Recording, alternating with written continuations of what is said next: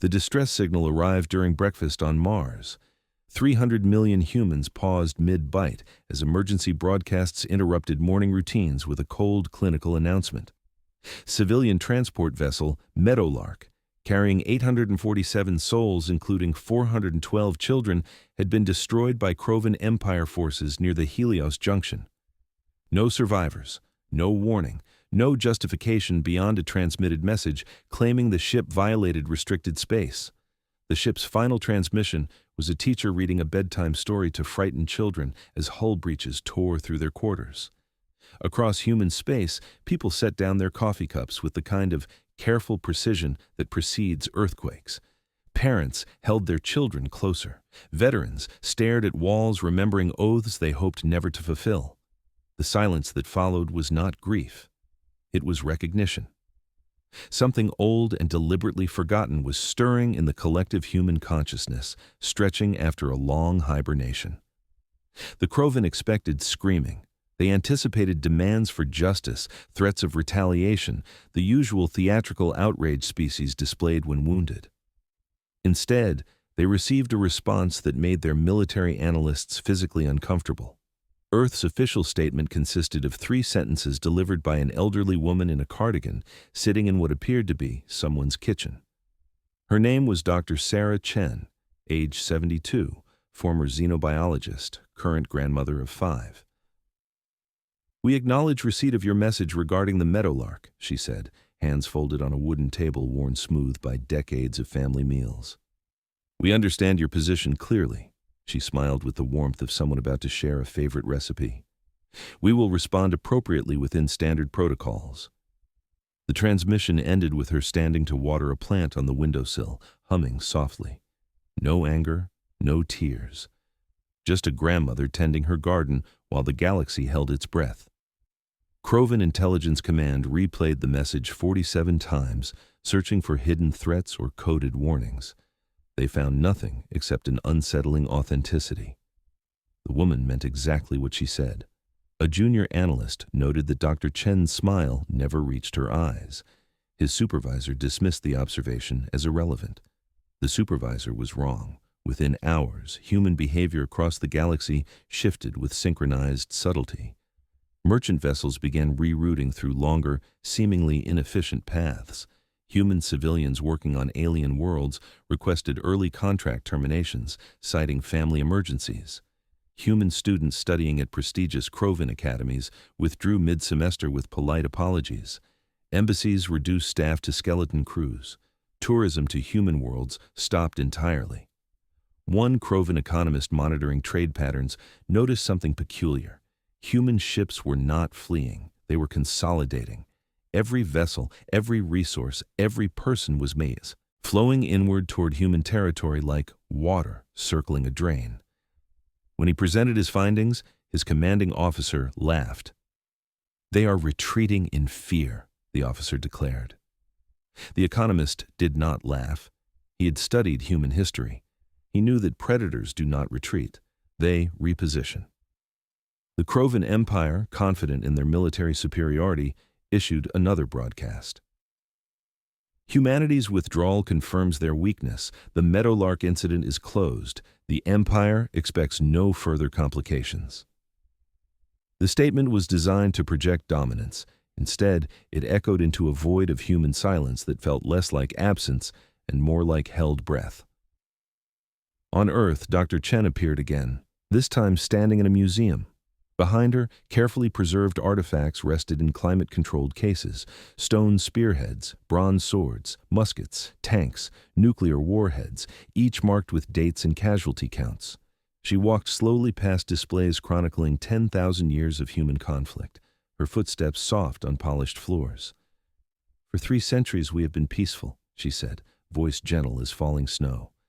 "We joined your galactic community. We traded. We learned. We loved your cultures and celebrated our differences." She stopped before a particular case containing a single item, a hunter's bow carved from bone, dated 40,000 years old. "But we were something else first.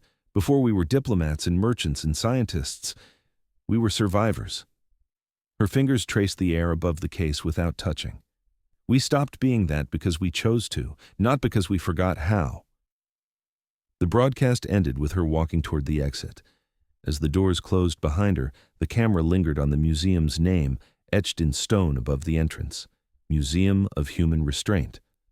Krovin analysts scrambled to understand the message. Was it a threat? A historical lecture? A bizarre attempt at intimidation? They categorized it as propaganda and moved forward with standard operations. A transport captain named Vrex, however, felt something crawl up his spine. He had served in border regions where human traders operated. He remembered their laughter, their strange custom of sharing meals with strangers, their obsession with something they called fairness. He also remembered the way human eyes tracked movement in crowded stations, the way they positioned themselves near exits, the way their jokes about old wars carried an edge of something unspoken. Vrex requested reassignment to interior routes. His request was denied. He began drinking. Earth's military remained conspicuously inactive. No fleets mobilized, no declarations of war, no saber rattling. Instead, something quieter happened. Human spacecraft, civilian and military alike, began transmitting a signal on open channels. It was not a message, but a sound, a rhythm, patient and steady, like a heartbeat slowed to conserve energy. Xenomusicologists identified it as a drumbeat pattern from ancient human. Hunting rituals, used by tribes to communicate across vast distances during multi-day pursuits of prey. The Krovin Empire tried to jam the signal. It continued. They demanded explanations. None came. They threatened sanctions. Human worlds responded by going silent on all diplomatic channels. Not hostile silence, just absence, as if humanity had collectively decided the conversation was over and other matters required attention. A Krovin border patrol encountered a human research vessel near a contested nebula. The patrol captain, eager to assert dominance, ordered the human ship to halt for inspection. The human captain, a middle-aged woman named Torres, complied immediately. She welcomed the Krovin boarding party with coffee and fresh pastries, asked about their families, and showed genuine interest in their answers. As the inspection concluded, finding nothing suspicious, the Krovin captain felt oddly unsettled. Captain Torres had been too cooperative, too kind, too utterly unconcerned about the massive weapons aimed at her ship. As they departed, she called after them. "Safe travels," she said warmly. "I hope you make it home to your families before things get complicated." The Krovin captain demanded clarification. Torres smiled with grandmotherly affection. "Oh, nothing specific. Just that space is dangerous. People should be with loved ones when they can." The patrol returned to base and reported the encounter as routine, but the captain could not shake the memory of Torres's eyes. Kind eyes, warm eyes, but underneath, something else, something patient, something waiting. Days passed, then weeks. The Krovin Empire began to relax. Perhaps humanity had accepted the loss. Perhaps their withdrawal was indeed surrender. Perhaps the strange signals and cryptic messages were simply grief expressing itself in alien ways. Command authorized regular patrols to resume in the Helios sector where the Meadowlark had been destroyed. Business as usual. Then the disappearances began. First, a Krovin supply convoy vanished between stations. No distress signal, no debris, simply gone. Search parties found the ships drifting intact near a mining asteroid, crews unconscious but unharmed. When revived, they remembered nothing except a sound, drumming.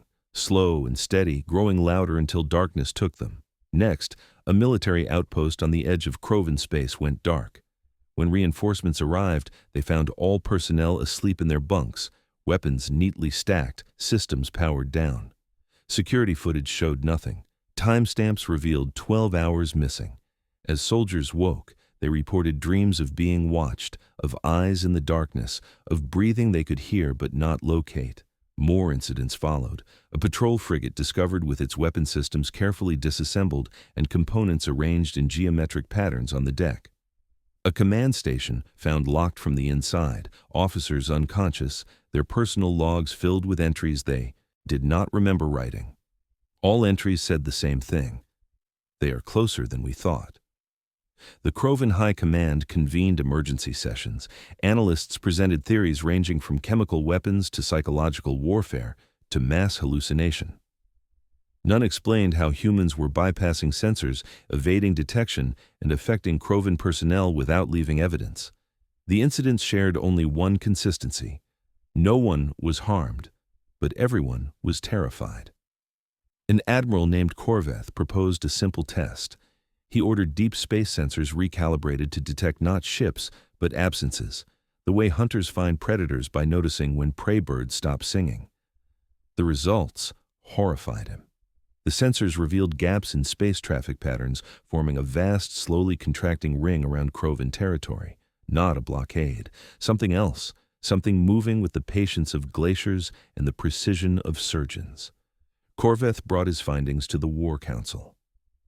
"Humanity is not preparing to attack us," he said, voice hollow. "They are already here. They have been here for weeks. We are inside their perimeter." The council erupted in denial. Impossible. Human ships were primitive compared to Krovin technology. Humans lacked the stealth capabilities for such an operation.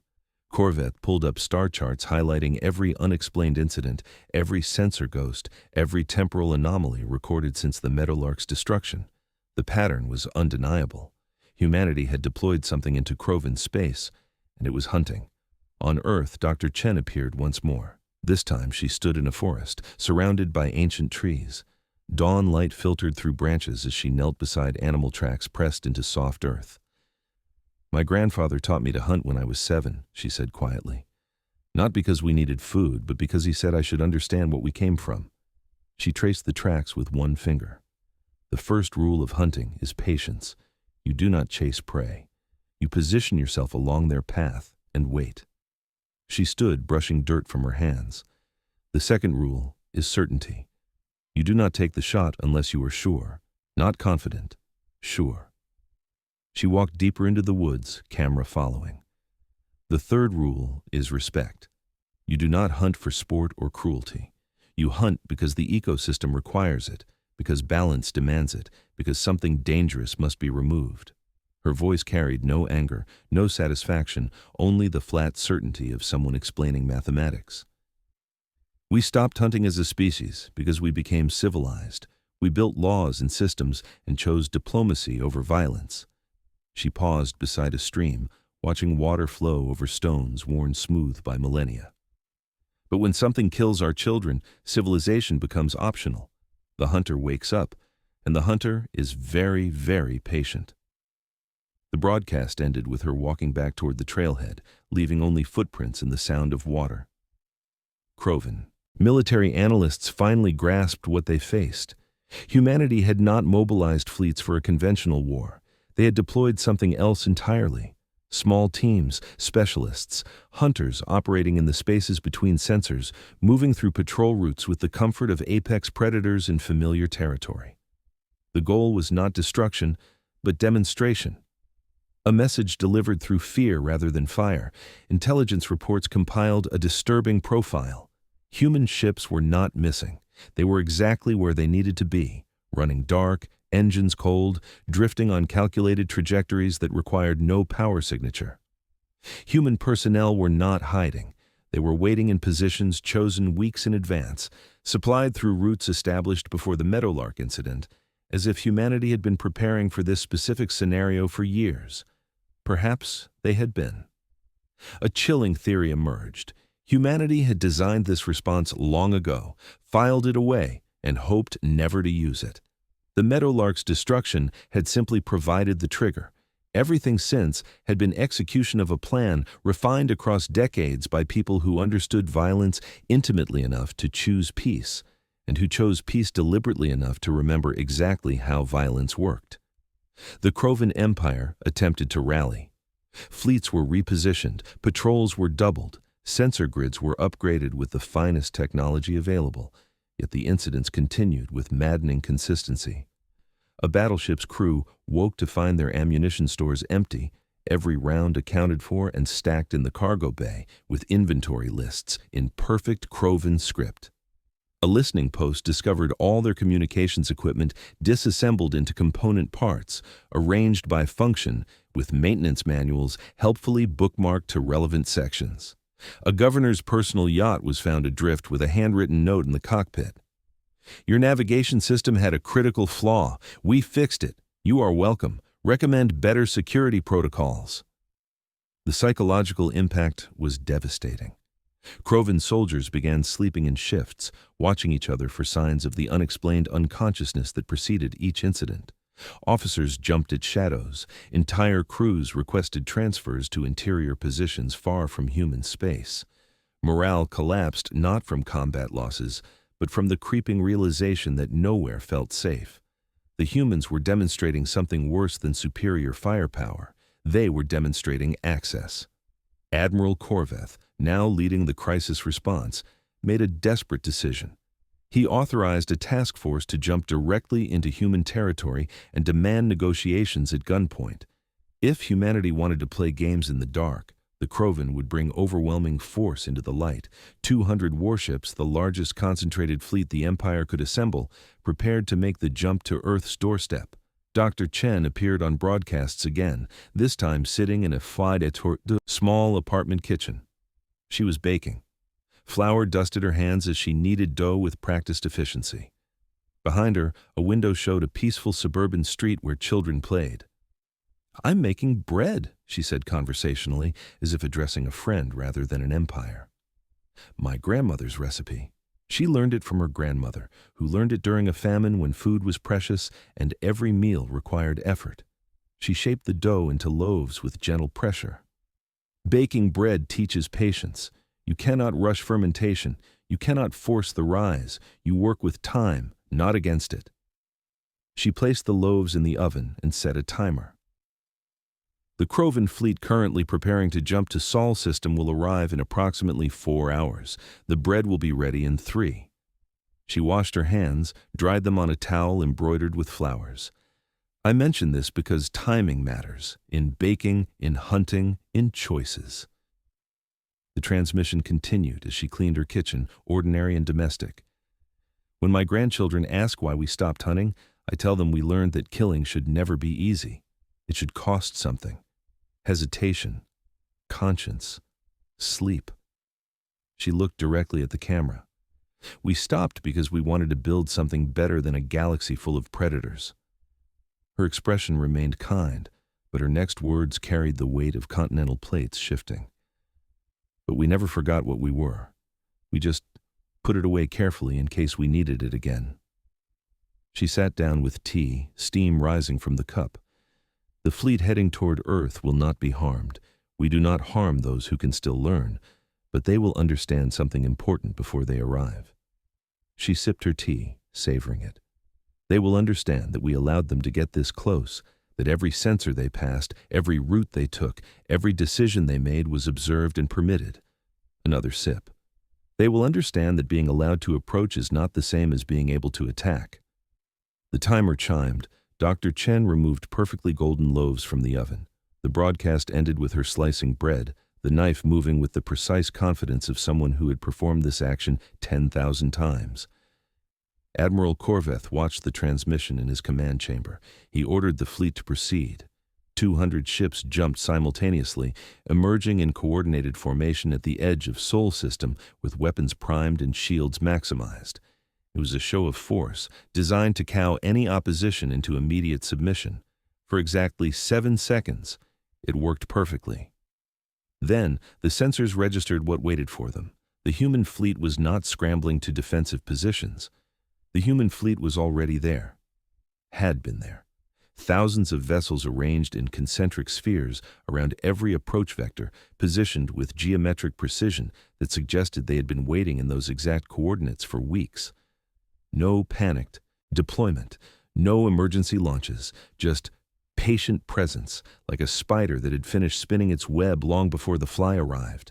Korveth's tactical display lit up with classification tags, warships, carriers, destroyers, but also mining vessels, cargo haulers, civilian transports, research ships. Every human spacecraft that had been withdrawing over the past weeks was here, retrofitted and armed, transformed from commercial fleet to military asset with frightening efficiency. Humanity had not been retreating, they had been gathering. A transmission request came through on diplomatic channels. Korveth accepted it, expecting demands or threats. Instead, he saw a young man, perhaps 30 years old, wearing a casual sweater and sitting in what appeared to be a ship's observation lounge. Earth hung in the window behind him, blue and serene. "Hello, Admiral Corveth," the man said warmly. "My name is David Okonkwo. I'm not military. I'm a civilian logistics coordinator. Before this, I managed supply chains for agricultural distribution." He smiled with genuine friendliness. "I'm telling you this because I want you to understand that what you are seeing is not our military at full mobilization. This is our civilians who volunteered to defend their home." Corveth's blood chilled. If this was not full military deployment, what was? David continued in the same pleasant tone one might use discussing weather. "The United Earth Defense Command asked me to convey several points while we wait for formal negotiations to begin. First, your fleet is currently inside a three-dimensional perimeter that has been active for 18 days. We tracked your approach from the moment you began assembling ships. We knew your departure time before your crews did." Tactical officers confirmed this with mounting horror. Human sensor platforms, previously invisible, now appeared on scans, thousands of them. Some were military-grade, most were repurposed civilian satellites, mining drones, and communication relays. Humanity had weaponized its entire infrastructure. "Second," David said, "every weapon system on every ship in your fleet is currently painted by targeting solutions from multiple sources. We are not telling you this to threaten you. We are telling you this so you understand that we chose not to fire." He pulled up a tablet, scrolling through data. "Third, your ship's life support systems are functioning normally. Your weapons are operational. Your engines are undamaged. We are not sabotaging you or playing tricks. We want you to know that you arrived here safely because we allowed it." An officer whispered urgently to Corveth that human targeting locks were real. Hundreds of solutions, overlapping, redundant, comprehensive. The entire Krovin fleet could be crippled in seconds if humans chose to act. Corveth felt the trap close around him with velvet precision. David set down his tablet. "Admiral, I need you to understand something about humans. We are not warriors by preference. Most of us want to live quiet lives, raise families, pursue interests that have nothing to do with violence." His expression grew more serious, though still not hostile. "But we remember our history. We remember when survival meant hunting, when feeding our children meant tracking prey for days until it exhausted itself, when protecting our families meant becoming more dangerous than anything that threatened them." He stood, walking to the window. Earth rotated slowly behind him, storms swirling over oceans that had witnessed the entire arc of human evolution. "We chose to stop hunting because it was the ethical choice, not because we lost the ability. We chose civilization because it was better, not because we were weak." He turned back to the camera.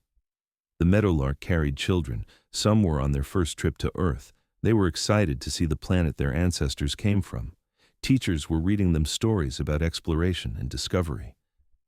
For the first time, emotion cracked through his professional demeanor. "Your empire killed them because a ship full of children accidentally crossed a border that was not clearly marked. You killed them and sent a message saying it was our fault for poor navigation." His hands clenched briefly, then relaxed. "We could have responded with rage. We could have destroyed your fleets and burned your worlds and justified it as righteous vengeance." He walked back to his seat, movements controlled. "But that would make us what you assumed we were. Violent, uncontrolled, dangerous." He sat down, meeting Corveth's eyes through the screen. "We are dangerous, Admiral, but we are not uncontrolled. We are showing you the difference." The transmission held for a long moment of silence. Then David pulled up a star chart. "Your empire currently has 17 major shipyards, 43 supply depots, and 96 military outposts." Red markers appeared at each location. "For the past 3 weeks, human teams have been positioned within strike range of each one, not to destroy them, to demonstrate that we could." Corveth's intelligence officers verified the claim with sick certainty. Every strategic Krovin installation had reported unexplained incidents, sensor anomalies, or security breaches in recent weeks. The humans had been everywhere, touching everything, proving their reach. "We did not sabotage your facilities," David said. "We left gifts instead, maintenance reports, security recommendations, updated star charts with corrected navigational data." His expression held a kindness that made the demonstration more terrifying. "We want you to know that we broke into your most secure locations, not to harm you, but to help you, because humans believe that even enemies deserve fairness." Another transmission interrupted, this one audio only. Dr. Chen's voice, warm and grandmotherly. "The bread is ready, David. Please invite our guest to stay for dinner. We should talk." David smiled. "Admiral Korveth, Earth extends an invitation to formal negotiations. Your fleet will not be harmed. Your crews will be offered food and medical attention if needed. We will discuss terms for peace that protect both our peoples." He leaned forward slightly. "But understand this clearly. The hunting stops when you agree that children are not acceptable targets. Until then, we remain what we were. Patient, positioned, certain." The transmission paused, then David added one final element. "Oh, and Admiral? The teams we deployed into your territory over the past weeks, they are still there. They will remain there until we have an agreement, not as an occupying force, as insurance, as a reminder that we can reach anywhere you can hide, and we will do so silently, patiently, and without mercy if you harm civilians again." Korveth stared at his tactical display. His fleet was powerful. His empire was vast. But humanity had demonstrated something his military doctrine had no counter for. They had shown they could operate in Krovin space undetected for weeks. They had proven they could disable defenses without triggering alarms. They had revealed targeting capabilities that bypassed every defense system. Most frightening, they had done all of this without killing anyone, demonstrating restraint that made their threat more credible, not less.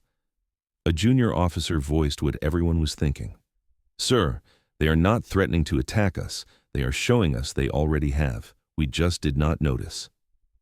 Korveth made the hardest decision of his career. He opened a channel to Earth's diplomatic corps. "We accept your invitation to negotiate."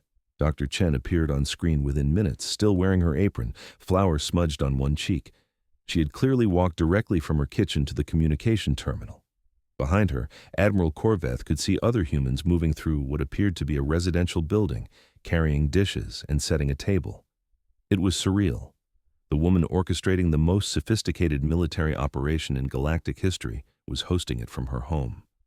"Admiral Korveth," she said warmly, as if greeting a neighbor, "thank you for accepting. We have prepared a meal. Human tradition suggests that people who break bread together are less likely to break each other." She gestured to someone off-screen. "We are transmitting coordinates for a neutral meeting station. Your fleet may maintain its current position. We ask only that you and your senior staff join us for discussions." Korveth hesitated. Every instinct trained into him over decades of military service screamed that this was a trap. Yet the humans had already proven they did not need traps. If they wanted his fleet destroyed, it would already be debris. He agreed to the terms. The meeting station was a human civilian facility, a rotating wheel that generated artificial gravity through spin rather than exotic technology. As Korveth's shuttle approached, he noticed details that unsettled him further. The station was old, clearly repurposed from commercial use. Plants grew in observation windows. Children's artwork decorated corridors visible through viewports. This was not a military installation hastily prepared for negotiations. This was someone's home being offered as neutral ground.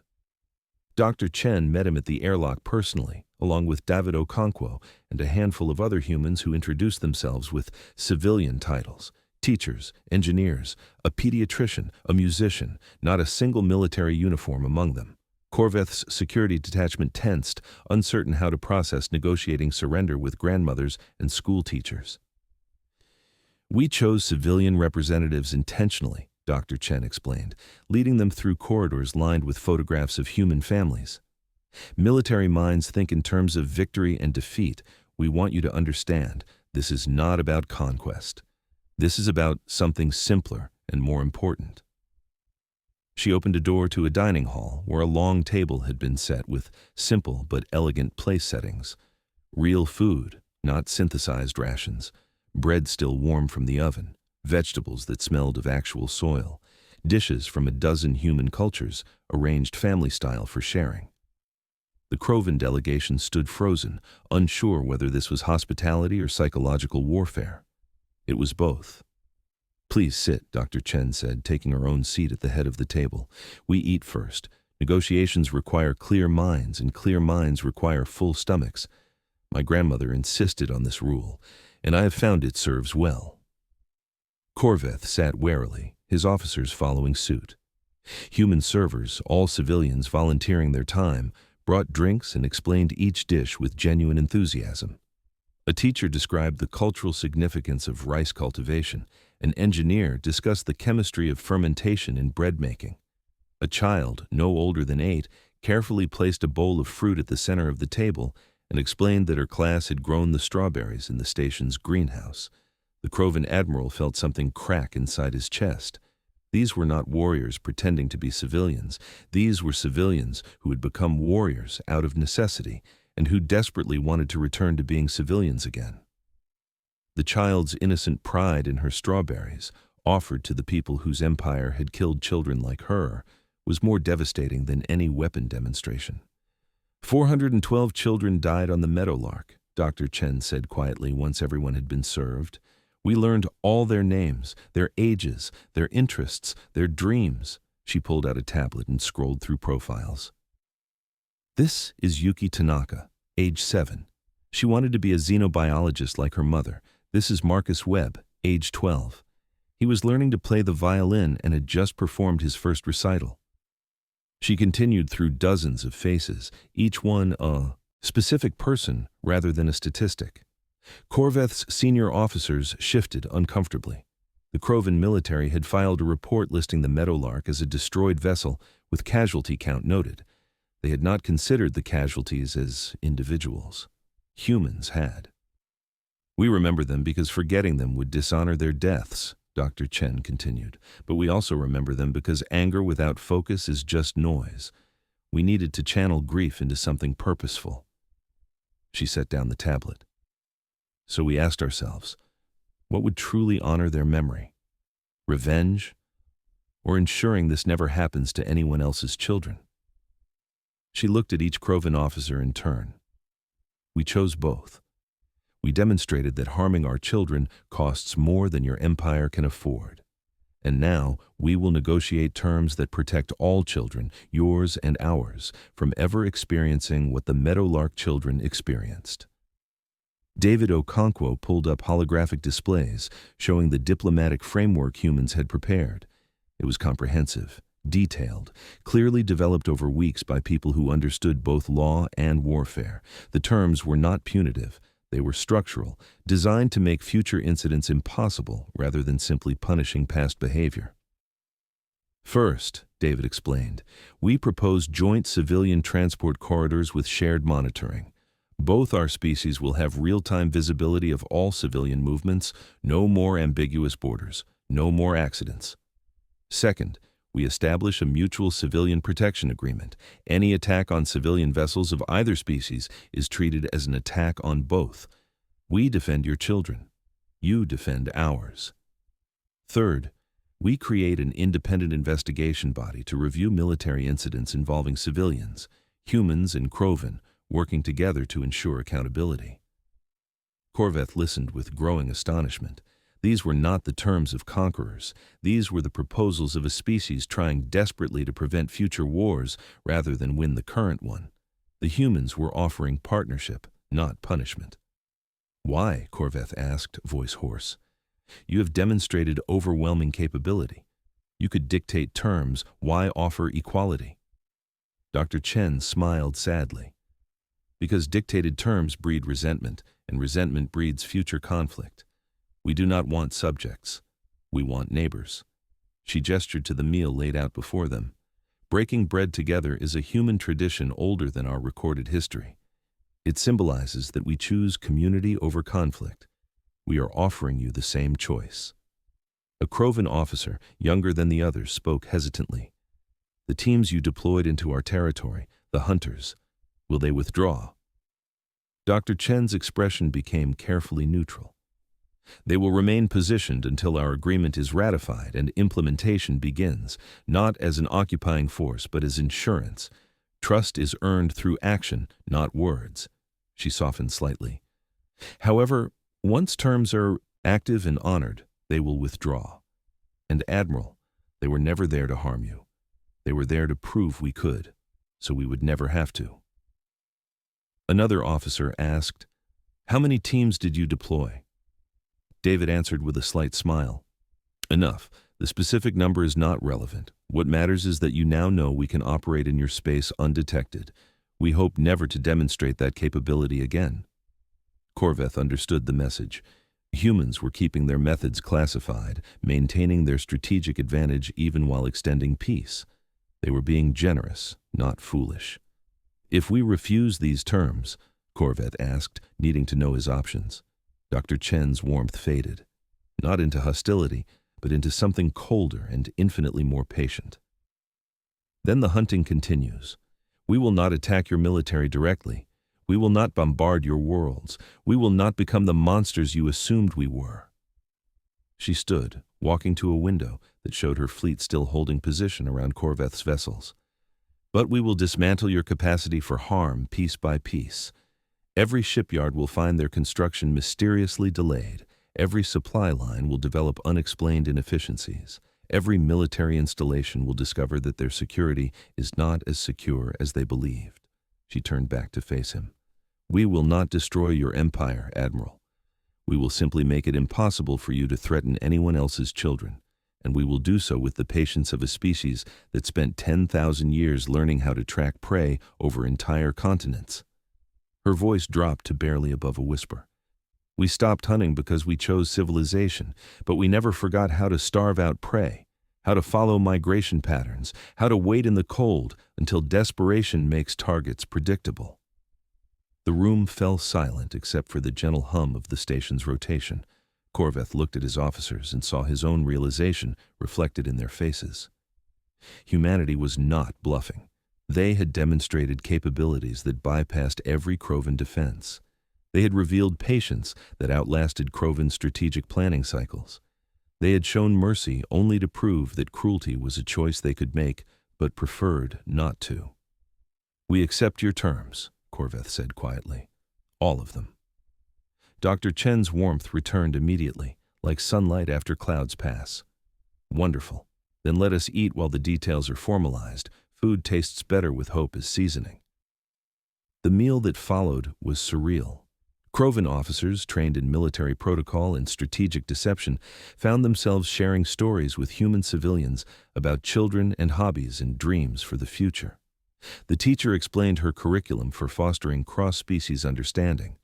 The pediatrician discussed common childhood illnesses and treatments that might be shared between species. The musician played a haunting melody on an instrument Korveth did not recognize, explaining it was a lullaby parents sang to frightened children. Korveth felt something shift in his understanding. These humans, who had demonstrated the capacity for sophisticated military operations, genuinely wanted peace, not as a strategic position, but as a preferred state of existence. They had become hunters not because they enjoyed it, but because their children's deaths demanded response, and now, having proven their capability, they were actively choosing to return to being civilians. As the meal concluded, Dr. Chen brought out dessert, simple cookies, the kind grandmothers everywhere seemed to know how to make perfectly. She placed the plate in the center of the table and sat back down with a satisfied sigh. "Before we finalize the formal documents, I want to share something," she said, pulling out a worn leather journal. "This belonged to my great-great-grandfather. He was a soldier in one of Earth's final major conflicts before we achieved global unity." She opened it carefully, pages yellowed with age. "He wrote this entry after a particularly brutal battle," she read aloud, her voice steady. "Today we won. The enemy retreated. We celebrated. But tonight I cannot sleep because I keep thinking about the faces of the men I killed. They had families. They had reasons for fighting, just as I do.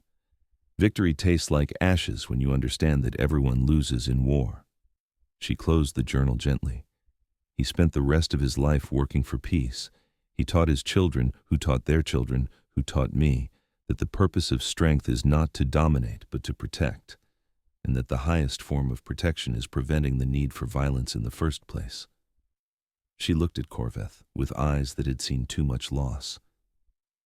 We showed you our strength not to humiliate you, but to establish a foundation of respect. You cannot negotiate with someone you do not respect, and respect requires understanding capability.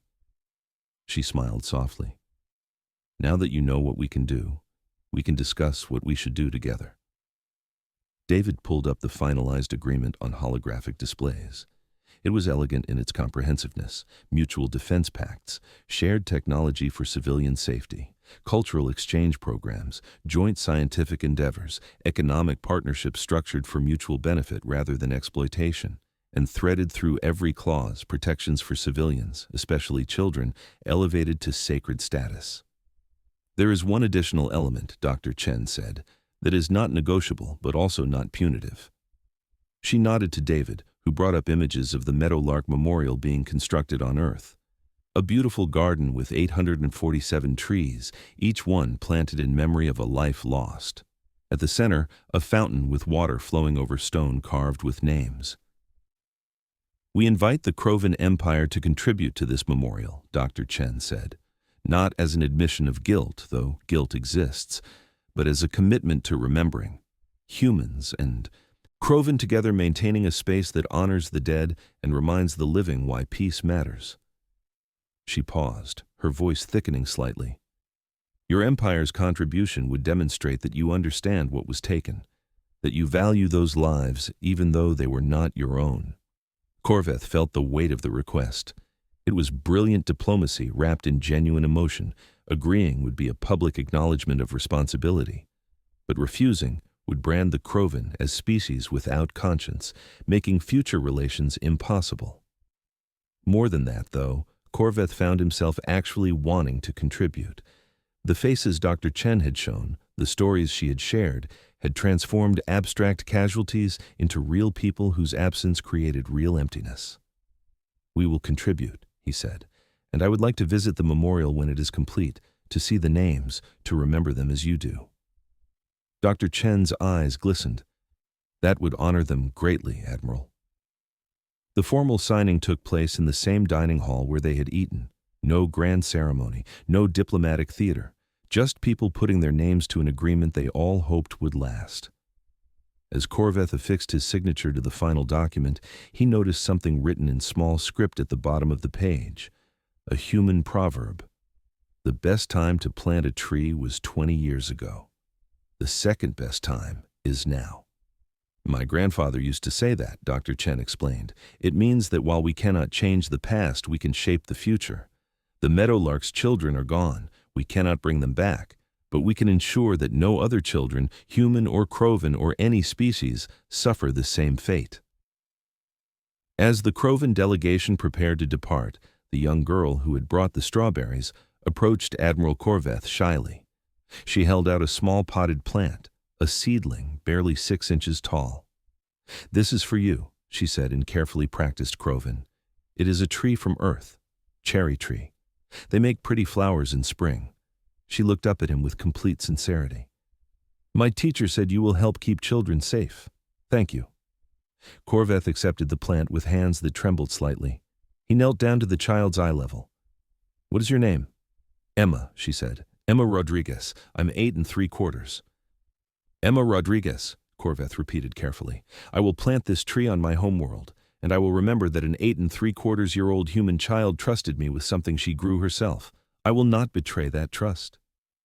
Emma smiled and did something that nearly broke the Krovin admiral.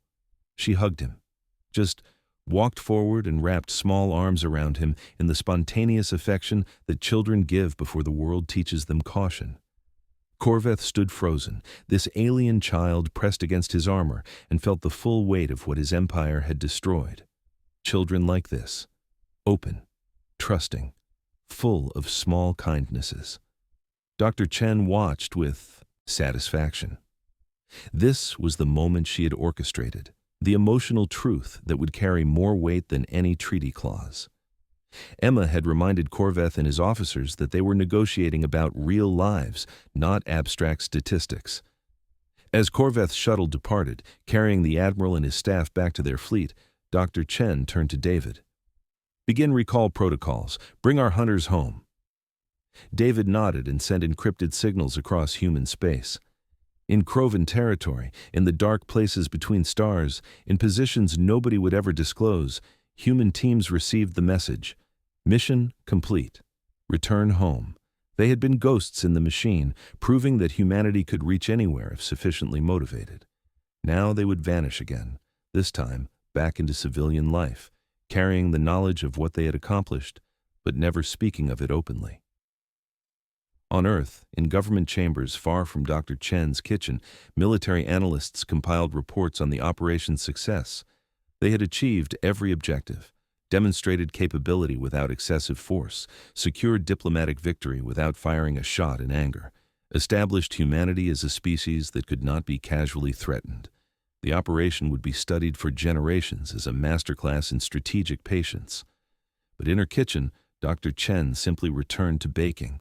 More bread, more cookies, ordinary tasks that grounded her after weeks of carrying the weight of humanity's response. She had been chosen as the face of Earth's reply precisely because she was not military, not a politician, not someone with personal stakes in power. She was a grandmother who understood loss and refused to let that loss become endless cycles of revenge. Her granddaughter found her there hours later, kneading dough with the rhythmic patience of long practice. "Did it work, Grandma?" the girl asked. "Will they stop hurting people?" Dr. Chen considered the question carefully. "We gave them strong reasons to stop. We showed them the cost and offered them partnership. Whether they truly change depends on choices they make every day going forward." She shaped the dough into loaves, but we also showed them that humans remember, that we can be patient, that we prefer peace but can deliver consequences if necessary. "What if they forget?" her granddaughter asked. "What if someday they think we have gotten soft again?" Dr. Chen smiled, the same smile that had unsettled Krovin analysts weeks ago. "Then we remind them, gently at first, firmly if needed. The hunters do not stop existing just because they go home. They simply go back to being teachers and engineers and farmers until they are needed again." She placed the loaves in the oven. "The hope is that we are never needed again, but hope is not a strategy. Preparedness is." Across human space, the civilian volunteers who had transformed into humanity's hunting force returned to their ordinary lives. The logistics coordinator went back to managing supply chains. The teacher returned to her classroom. The engineer resumed work on a terraforming project. They carried classified knowledge of what they had accomplished, bound by oaths never to discuss operational details. But they also carried quiet pride in having protected their species without becoming monsters in the process. In Krovin space, Admiral Korveth stood in his quarters holding the small cherry tree seedling. His aide entered with reports of fleet repositioning and treaty implementation schedules. Korveth barely glanced at them. "Do you know what humans call this type of tree?" he asked his aide. "No, sir. Cherry. They bloom for only a short time each year. Humans consider the blooms precious because they are temporary. They have festivals celebrating the flowers, knowing they will fade." He set the pot carefully on his desk, where sunlight from the viewport would reach it. Humans understand impermanence. They know that beautiful things are fragile. That is why they fight so fiercely to protect them. The aide waited, unsure how to respond. Korveth continued, more to himself than his aide. "We thought their emotionality was weakness, that caring about individuals made them vulnerable. We were wrong. Their emotional connections are their greatest strength because they give humans something worth fighting for beyond abstract concepts like empire or glory." He touched one small leaf gently. "This tree was grown by a child who trusted me. That trust is worth more than a dozen military victories." Within weeks, the joint implementation of treaty terms began. Krovin and human engineers worked together, establishing the shared monitoring systems. Diplomats collaborated on educational exchanges. Scientists pooled research on civilian safety technologies. The Meadowlark Memorial Garden received its first Krovin contribution. a beautiful sculpture depicting intertwined branches from multiple worlds, symbolizing interconnected life. The memorial's dedication ceremony took place 6 months after the signing. Representatives from dozens of species attended, but the most significant presence was Admiral Krovin, who had requested permission to speak. He stood before the assembled crowd, the garden stretching behind him, with 847 trees now tall enough to provide shade, their leaves rustling in Earth's wind. "I commanded the fleet that enforced the border where the Meadowlark was destroyed," Krovin began, his voice carried by translators to the gathered species. "I did not give the order to fire. I was not present, but I was part of the system that made such orders possible. I was part of an empire that valued territory more than life." He paused, looking at the names carved into the memorial stone. "Humans taught me something I should have known, that every casualty has a name, a family, a future that was stolen. These 847 people are not numbers in a report. They were real. They mattered." His voice cracked slightly. "And their deaths should have been prevented." Dr. Chen stood among the crowd, listening. She had not known Krovin would speak, had not requested it. This was his choice. "The human response to this tragedy could have been destruction," Krovin continued. "They had the capability. They had the justification. Instead, they chose to make destruction unnecessary by making future tragedies impossible." He gestured to the garden. "This memorial does not just honor the dead, it reminds the living of our responsibility to protect the vulnerable, to value life above convenience, to choose difficult peace over easy violence." He stepped down from the platform and walked to a newly planted section where his empire's contribution stood, a tree from his homeworld, selected for its long life and deep roots. At its base, a plaque in both Krovin and human languages. "May we grow together toward light, our roots intertwined, remembering always the cost of forgetting our common ground." Emma Rodriguez, now 9, stood with her class releasing white balloons into Earth's sky, each one carrying the name of a Meadowlark child. Dr. Chen watched them rise, small hands letting go of strings, small voices singing a song about stars and journeys and coming home. The juxtaposition struck her. Children celebrating the memory of children who never got to grow up, on a world that had chosen to respond to tragedy by building rather than burning. A journalist approached Dr. Chen later, requesting an interview about the operation that had brought the Krovin to negotiation. "The public wants to know what humanity did, how we accomplished it, what capabilities we deployed." Dr. Chen smiled gently. "Those details remain classified. What the public needs to know is simpler. When our children were killed, we responded with purpose rather than rage. We demonstrated strength without cruelty. We secured peace without conquest." She looked toward the memorial. "We remembered that the goal was never to win a war. It was to prevent all future wars." "But specifically, how did—" "No," Dr. Chen interrupted, her tone kind but immovable. "Revealing our methods would require us to develop new ones. The galaxy is safer when aggressors understand that humans can reach them, but not how we do so. Mystery is a deterrent. Predictability is a vulnerability." The journalist persisted. "People call it the Ghost War. They want to know about the hunters." Dr. Chen's expression became distant. "The hunters are not ghosts. They are citizens who answered a call they hoped never to hear. They did what was necessary, then returned to being ordinary people with ordinary lives. That is all anyone needs to know." She walked away, leaving the journalist with a story that was deliberately incomplete. Across human space, that incompleteness became official policy. Details of the operation remained classified at the highest levels.